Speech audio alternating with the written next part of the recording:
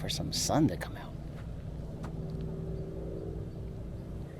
Got clouds this morning, but it's nice. It's not hot. Starting our breakfast, getting my stuff set up after last night because we had the windstorm. Got my solar panels set up. Yeah, it's 52 watts coming in. This little one only takes 52 watts at a time. Get that one charged up first.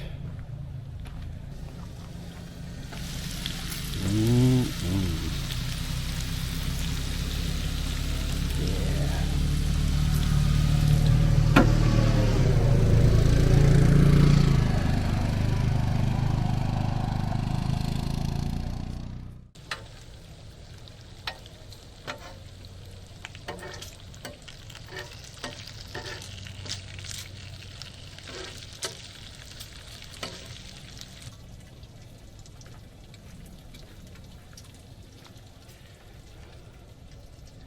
.64 degrees, 61% humidity. That's probably why I'm so warm. I had to take my jacket off. Now, what's weird is you can hear the freeway this morning. I don't know if it's coming through the camera or not, but I-17 is over there about a mile away. Yesterday, couldn't hear it at all. Go figure.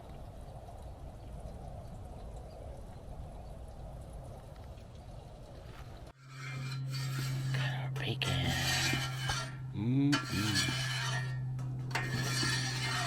Now we're getting ready for eggs.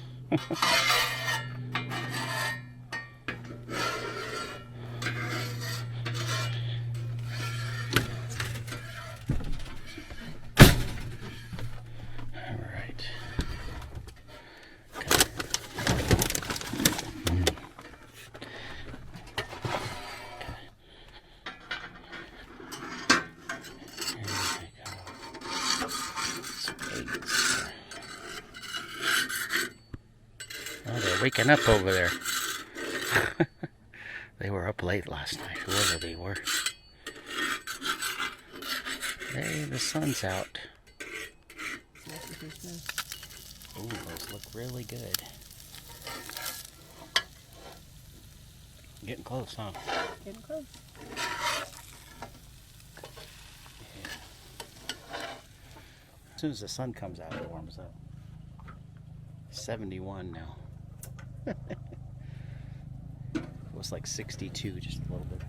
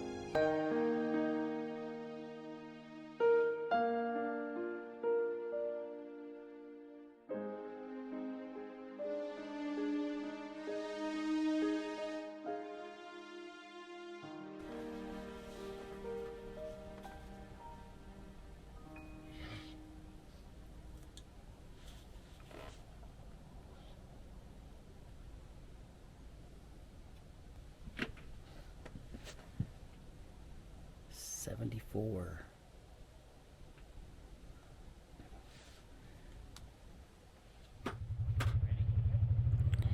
It's time for an ATV ride up Forest Road 253.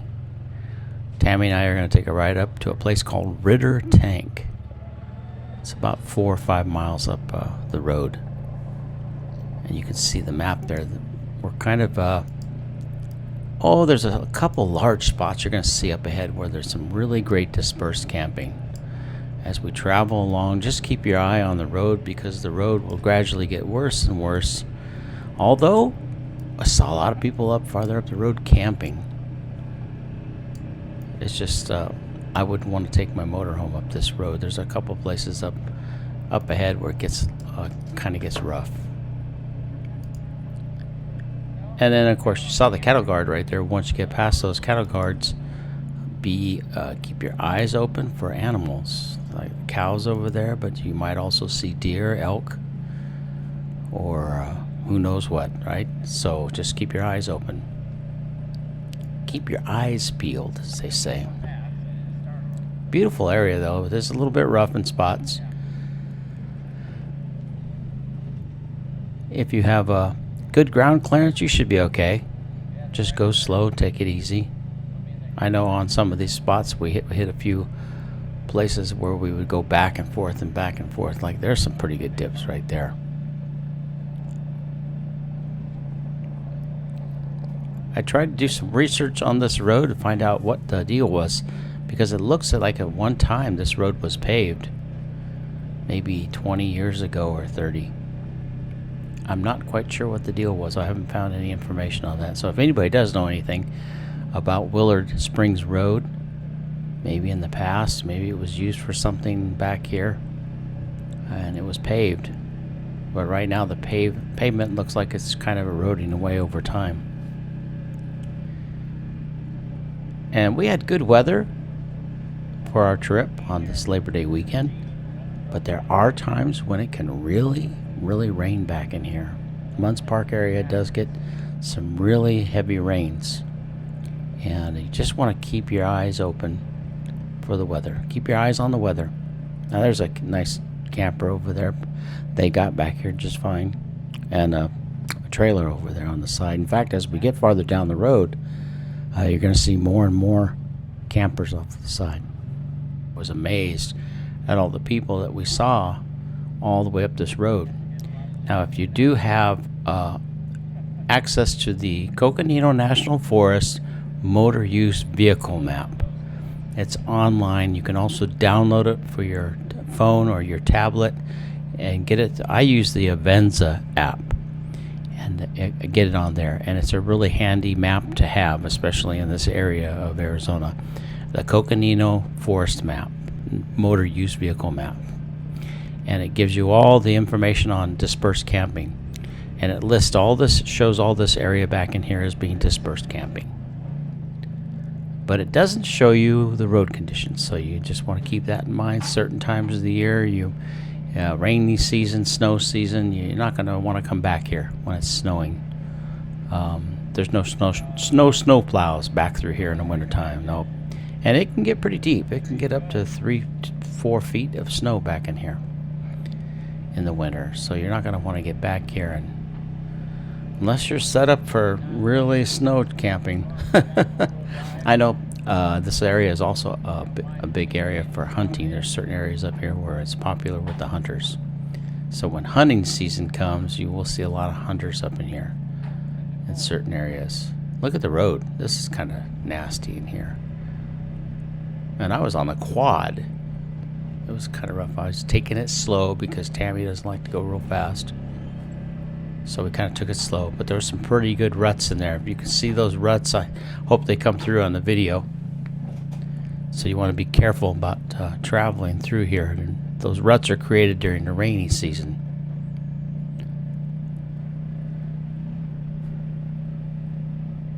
There's a turnoff there. I'm not sure what road that was that turned off right there. If you look at the forest map, you'll probably find it, because we're about halfway between where we camped and the Ritter Tank. Just pretty back in here. The weather was nice. It was just a fun ride. Nice and cool.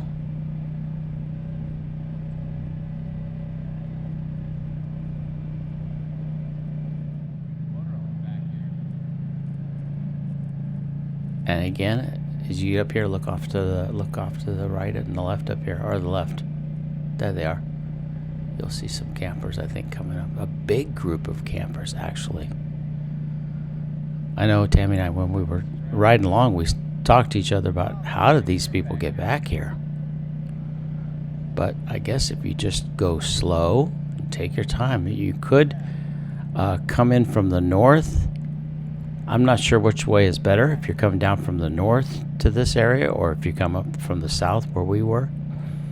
And just take your time. You can get back here. Obviously they did. And you get a lot of privacy back here if you don't mind coming back on the rough road here. But boy, oh boy, let me tell you what. The next week when I put the next video out, I want to show you the loop that goes around, and that was something else. That's also dispersed camping, but boy, it was a whole different road. This road wasn't actually too bad compared to the loop that goes around our camp area. I'll save that for the next video. Some beautiful areas, though, back behind where we were, off to the west. This is north of where we were. This is north on Willard Springs Road. And it actually continues for several more miles. And there's a couple of where we turn off here at Ritter Tank coming up. If you take it and go to the right and keep going, you'll eventually run into I-17. There's a trail that parallels I-17. There's another camper. Intense. My goodness.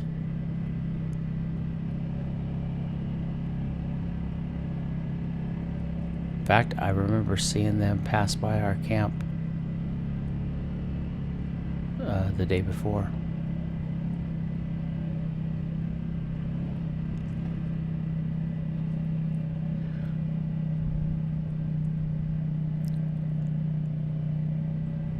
Now this area, there's another area we like to camp that's just south of Munds Park called Schnebly Hill Road. And we like that area because, well, Schnebly Hill is a very popular road. It has a lot of camping that's very similar to this. Also, the altitude is very similar, so the climate's going to be very much the same. I think they're both about 6,700, 6,800 feet. But Schnebly Hill is more popular because of the fact that you can take Schnebly Hill Road and go all the way down into Sedona. This road is just fun to drive along. People that have ATVs, there were lots of ATV riders, motorcycles, quads riding along up and down this road. It's a very popular road for people. I even saw a guy on a electric mountain bike going up this road, and I saw him going up like around 10 in the morning, and he came back down around 2 in the afternoon, so he must have went quite a ways. Just riding along on his electric mountain bike with the big fat tires, one of those. And it'd be fun. And cell service all throughout here. We really didn't have any. There were probably maybe a few spots in here where you lose cell service in certain pockets. There's a couple of ATVs parked off to the side there. Most of the time we had pretty good cell service along this whole road, so that's nice. I didn't see any spots where it dropped off, unless we went down into like a little ravine or a little valley. Sometimes when you drop down into a little valley or a canyon area, you might lose signal because of the canyon. But this is all pretty much flat through here, so you're going to have a pretty good signal. And you're actually, to your right, if you go about a mile to the right, you're going to run right into I-17. So this kind of parallels I-17, this little road does here. We usually carry some stuff on our quad with us when we take a ride. We have a first aid kit in there, have some bottles of water, toilet paper, a few other things, some basic tools and stuff I keep in the back just for emergencies, as well as my little Garmin radio, which I've never had to use, but I got it just in case we ever do need it. We can use it if we don't get cell service and we need help.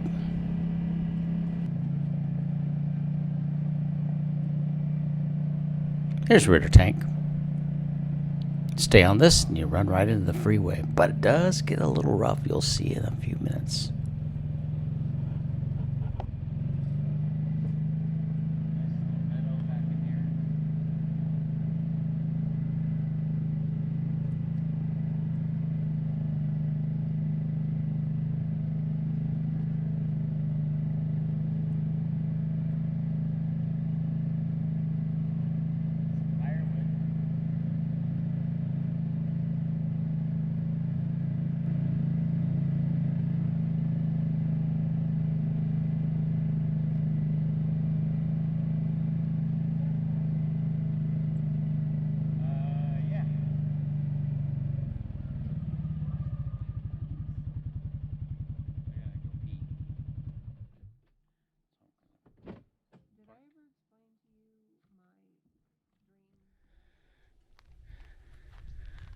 We have just stopped at a place. This is, I looked at the map. This is called Ritter Tank.